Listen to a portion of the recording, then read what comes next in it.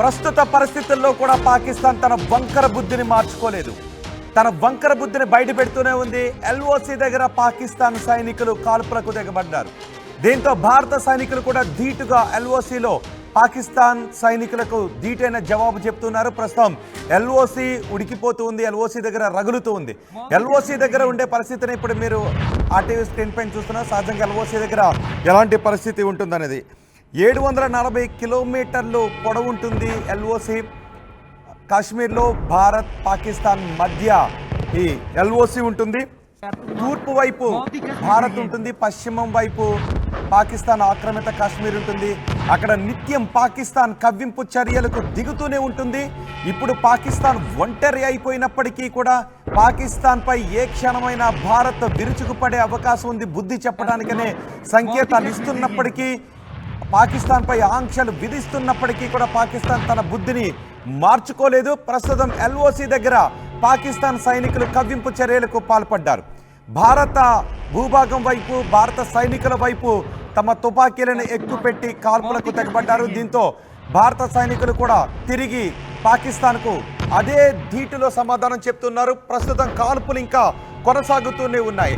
LOC దగ్గర ప్రస్తుతం అలజడి కనిపిస్తుంది. ఎల్ఓసి దగ్గర తుపాకుల మోతలు వినిపిస్తూ ఉన్నాయి. పాకిస్తాన్ సైనికులు కాల్పులు జరుపుతున్నారు. భారత్ కూడా అంతే ధీటుగా కాల్పులు జరుపుతుంది. పహల్గామ్ ఘటన తర్వాత ప్రపంచ దేశాల ముందు పాకిస్తాన్ ఒంటరైపోతూ ఉంది. భారత్ విధించిన ఆంక్షలతో ఆర్థికంగా కుదేలవుతుంది. భారత్ విధించిన ఆంక్షలతో అటు తాగునీటి సాగునీటి కష్టాలు ఎదుర్కోబోతోంది. ఇటు త్రివిధ దళాలు కూడా బుద్ధి చెప్పడానికి సిద్ధమవుతూ ఉన్న సమయంలో భారత జాతి కసిగా పాకిస్తాన్ వైపు బుద్ధి చెప్పడానికి ఎదురు చూస్తున్న సమయంలో ఎల్ఓసి దగ్గర తన వంకర బుద్ధిని పాకిస్తాన్ బయట పెట్టుకుంది. పాకిస్తాన్ సైనికులు భారత సైనికులపై కాల్పులకు తెగబడటంతో ఇప్పుడు భారత్ కూడా అంతే ధీటుగా సమాధానం చెప్తూ ఉంది. పాకిస్తాన్ కూడా నిన్న అత్యవసర సమావేశాన్ని నిర్వహించింది. పాకిస్తాన్ ప్రభుత్వానిది వంకర బుద్ధే, పాకిస్తాన్ ఆర్మీది వంకర బుద్ధే. అందుకే ఆ వంకర బుద్ధి గల పాకిస్తాన్లో ఉగ్రవాదులు పుడుతూ ఉంటారు. ఉగ్రవాదులను తయారు చేసే కేంద్రంగా పాకిస్తాన్ ఉంది.